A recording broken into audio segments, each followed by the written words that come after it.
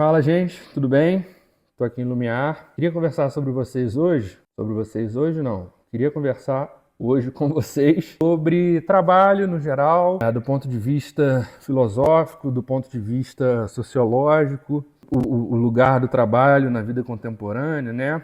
Eu li aquele livro do Domenico De Masi, né, O Ócio Criativo, e ele traz alguns pontos bem interessantes que eu acho que vale a pena a gente dar uma visitada, dar uma conversada, né, sobre o fato de não fazer nada, né, e eu acho que o não fazer nada é muito importante, até do ponto de vista da meditação, né, de que hoje em dia as pessoas têm muita dificuldade de não fazer nada. Mas eu já começo dizendo que eu sou muito suspeito para falar, porque eu amo meu trabalho, eu amo o que eu faço, eu amo a minha área de trabalho. Desde que eu me entendo por gente, eu sonho em ser advogado. Então, assim, todos os dias que eu acordo, eu não vou dizer que eu dou graças a Deus que eu sou advogado, porque também acho que seria ridículo, mas eu sou muito feliz de ser advogado. Mas, assim, não me entendo errado. Eu estava conversando com a Carol, minha namorada, esses dias. Eu não sou apaixonado pelo direito, eu não sou apaixonado por teses jurídicas, por debater teses, pela beleza do direito. As leis, o processo legislativo, isso não me encanta. Mas a filosofia do direito, a razão de ser do direito, e principalmente os negócios, né, o business da coisa, os negócios no sentido de business mesmo, de negócios de empresarial, de empresa, de entender o que está por trás do direito, quase que no sentido de administração de empresas, né, de business mesmo. Isso eu acho incrível, você entender além da técnica jurídica, né? Acho que é muito importante você ser muito bom na técnica jurídica, mas além da técnica, você ter a capacidade de entender a indústria que você trabalha, no meu caso do petróleo, e entender a macroeconomia, a macro-realidade, a situação a situação macro do petróleo no Brasil, no mundo e tal, e você conseguir assimilar isso e você encaixar isso na realidade da legislação, e entender por que as coisas estão acontecendo daquele jeito, naquele momento, naquele lugar do mundo, a geopolítica do petróleo. Isso eu acho espetacular, você poder fazer uma multissetorialidade das áreas, assim, de juntar o jurídico com a macroeconomia, com a geopolítica, até com os conflitos, entender por que tal coisa está acontecendo, a OPEP, bababá e tal, as crises. Isso eu acho espetacular, como isso afeta o Brasil, como isso afeta o mundo. Isso eu acho, assim, incrível, é muito legal.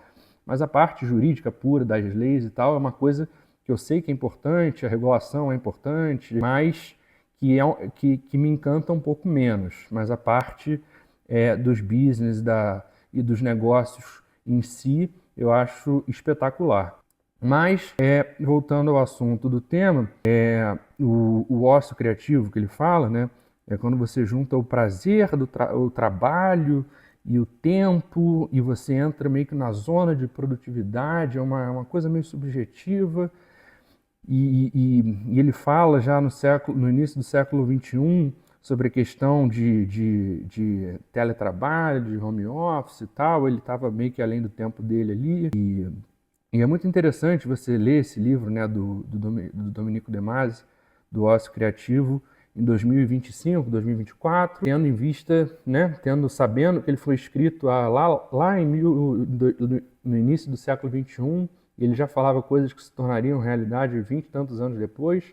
Então isso é muito legal, dele falar do desperdício que é você ficar no lugar de trabalho sem estar ocupado, porque você poderia estar produzindo alguma outra forma, produzindo alguma outra coisa de alguma outra forma, e aí quando você estivesse em algum outro lugar e você tivesse uma demanda de trabalho, você poderia se ocupar com essa demanda em outro lugar sem estar no local de trabalho. Então é o home office de uma forma flexível, e eu acho isso muito interessante. Só que o lugar do trabalho na vida das pessoas, eu acho que sim, principalmente depois que minha mãe morreu, que ela trabalhou muito a vida inteira, Isso me fez até demais, né? E sempre com aquela ideia de, quando eu ficar mais velha, quando eu fizer 60 anos, eu vou trabalhar menos, vou curtir a vida, não sei o quê. Isso me fez refletir muito sobre as escolhas dela, né?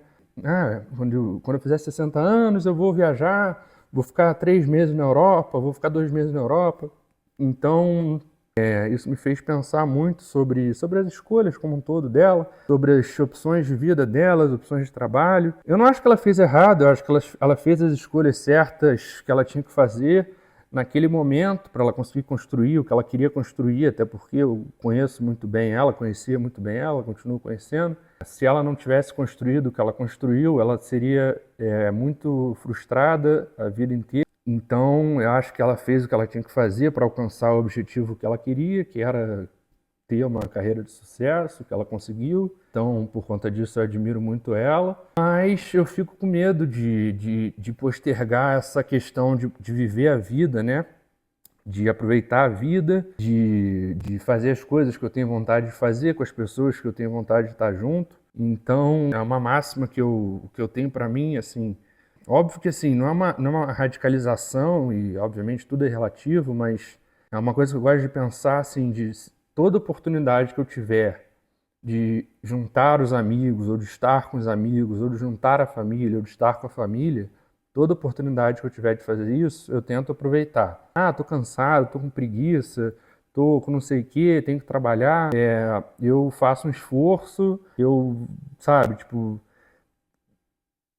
deixo para dormir depois, deixo para terminar, se não for um prazo fatal, deixo para terminar depois, se eu tiver tempo para fazer depois, se eu não tiver exausto, que cada vez menos, né? Eu estou agora com 27, quase 28 anos. Cada vez com o passar do tempo, cada vez mais as pessoas vão tendo suas respectivas responsabilidades, né? Então, cada vez menos as pessoas vão tendo capacidade de se encontrar, de fazer as atividades que antes eram quase todos os finais de semana com os amigos, com a família, e as pessoas começam a casar e ter filho. Então, não que isso seja uma coisa ruim, eu acho importantíssimo as pessoas começarem a viver suas respectivas vidas nos seus respectivos núcleos familiares, mas são fases da vida e, e esse afastamento é normal. Não quer dizer que seja uma coisa ruim, não quer dizer que a amizade perca força nem valor, mas eu acho que ocorre, né, uma ressignificação da amizade, porque quando se tem 17 anos, 18 anos, 19 anos, o amigo é aquela pessoa que você encontra todo final de semana para beber, para sair, para festa. Quando você tem 30 anos, o amigo é aquela pessoa que você vai encontrar 1, 2 vezes por mês, 3 vezes por mês, para jantar, para sair para conversar. E quando você tem talvez 40 anos, o amigo vai ser aquela pessoa que você vai encontrar 1 vez por mês ou menos, porque já tem filho, aí já complica. E aí, conforme você vai ficando mais velho, óbvio que com raras exceções, ou não tão raras exceções, o amigo vai ser aquela pessoa que talvez você encontre algumas vezes por ano só, mas que vai continuar sendo aquela pessoa que você sabe que é como se fosse um irmão, e que por mais que você passe anos, eu digo porque eu tenho amigos assim, por mais que você passe anos ou meses ou semanas sem encontrar, se você ligar para ele ou para ela 4 horas da manhã e falar, cara, preciso de ajuda, minha esposa está passando mal, a gente está indo para o hospital, preciso que você apareça em tal lugar, busque não sei quem, meu filho está passando mal, você sabe que aquela pessoa vai aparecer em 5 minutos. Então essa é a beleza da vida, né? Porque as coisas mudam, as pessoas evoluem, as pessoas amadurecem, as amizades são ressignificadas, né? Deixa de ser aquela pessoa que você encontra toda semana, 2, 3 vezes por semana para beber, para ir para festa, para curtir, para ser aquela pessoa que você encontra algumas vezes por ano, mas que você vai ter certeza para o resto da vida que se você ligar a qualquer hora do dia ou da noite, precisando de qualquer coisa, em 5 minutos a pessoa está na porta da sua casa, sabe? Tipo, eu acho que essa é a grande ressignificação da amizade. Então, como sempre, o vídeo era sobre trabalho e acabou virando sobre amizade, mas é um pouco sobre a temática da vida como um todo, sobre a ressignificação do trabalho, da amizade, da família. E acho que é isso que eu queria falar, né? Sobre a vida, sobre o jogo da vida, o jogo da vida real. E é isso. Valeu, pessoal. Obrigado.